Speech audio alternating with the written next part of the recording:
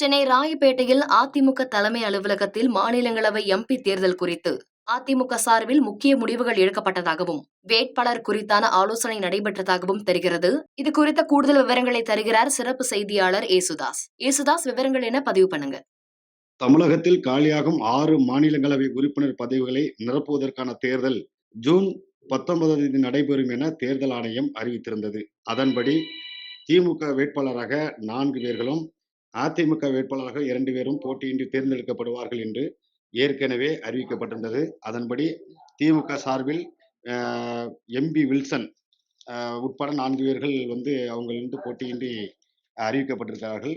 அதிமுக சார்பில் இன்று மாவட்ட செயலாளர்கள் கூட்டம் நடைபெறும். அதன்படி ஆலோசனை கூட்டத்தின் பேர் முடிவெடுக்கப்படும் என்று சொல்லப்பட்டிருந்தது. அதன்படி இன்று காலை சென்னை ராயப்பேட்டையில் உள்ள அதிமுக கட்சி தலைமை அலுவலகத்தில் பொதுச் செயலாளர் எடப்பாடி பழனிசாமி தலைமையில் அதிமுக முன்னணி தலைவர்கள் இன்று கூடி தொடர்ந்து ஆலோசனை நடத்தி வருகின்றனர். இந்த கூட்டத்தில் அதிமுக சார்பில் போட்டியிடும் 2 எம்பிக்கள் பெயர்களை குறித்து விவாதிக்கப்பட்டது. காலையில் நடந்த கூட்டம் மதியம் 2:30 மணி அளவிலும் இன்று மீண்டும் சாயங்காலம், அதாவது மதியம் 4:30க்கு மேல் இந்த கூட்டம் தொடர்ந்து நடைபெறுவதாகவும் நாளையும் நடைபெறுவதாகவும் அறிவிக்கப்பட்டிருக்கிறார்கள். அதன்படி அதிமுகவில் ஒரு மாநிலங்களவை சீட் முன்னாள் அமைச்சர் ஜெயக்குமாருக்கு ஒதுக்கப்பட வாய்ப்புகள் அதிகமாக உள்ளதாக கட்சி வட்டாரங்கள் தெரிவிக்கின்றது. காரணம், கடந்த 4 ஆண்டுகளாக அதிமுக கட்சியின் அதிகாரப்பூர்வ குரலாகவும் ஊடகங்களிலும் பொது தளங்களிலும் ஜெயக்குமார் பேசி வருகிறார். ஆகவே அவருக்கு சீட் அளிக்கப்படலாம் என்ற ஒரு கருத்து இங்கே கட்சியிடம் மத்தியில் நிலவுகிறது. அதே சமயம் முன்னாள் அமைச்சர்கள் கோகுல இந்திரா, செம்மலை ஆகியோரும் மாநிலங்களவை சீட் கேட்டு காய் நகர்த்தி வருவதாகவும், முக்கிய தலைவர்களை பிடித்து வருவதாகவும், சிபாரிசில் ஈடுபட்டு வருவதாகவும் சொல்லப்படுகிறது.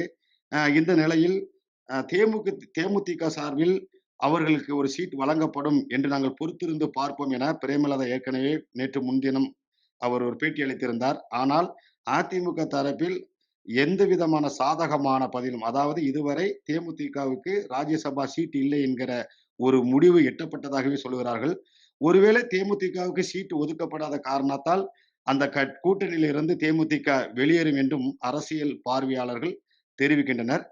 இன்னும் குறிப்பாக தென் தமிழகத்தில் விடுதலை சிறுத்தை கட்சி போன்ற கட்சிகள் எல்லாம் திராவிட முன்னேற்ற கழக கூட்டணியில் இருப்பதனால் தலித் ஒருவருக்கு, அதாவது ஒதுக்கப்பட்ட சமுதாயம் சேர்ந்த தலித் ஒருவருக்கு வழங்கப்படும் என்று ஒரு பேச்சு நிலவுவதால் பரமக்குடியில் எம்எல்ஏவாக இருந்த சதன் பிரபாகர் அவருக்கும் வாய்ப்புகள் வழங்கப்படலாம். 2 சீட் என்பதனால், ஒன்று சென்னையை சேர்ந்த ஜெயக்குமாருக்கும் முன்னாள் அமைச்சர், இன்னொன்று பரமக்குடியை சேர்ந்த தலித் வேட்பாளருமான அந்த சதன் பிரபாகருக்கு ஒதுக்கப்படலாம் என்றும் கட்சியினுடைய முக்கிய தலைவர்கள் சொல்லுகிறார்கள்.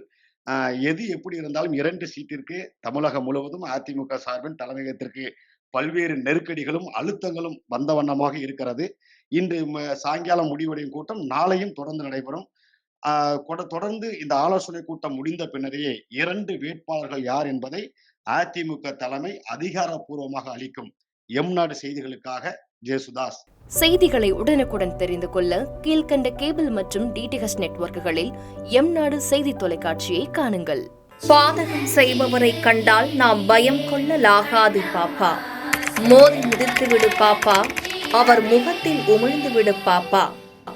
அண்மை செய்திகளை உடனுக்குடன் தெரிந்து கொள்ள இணைந்திருங்கள் எம்நாடு தொலைக்காட்சியுடன்.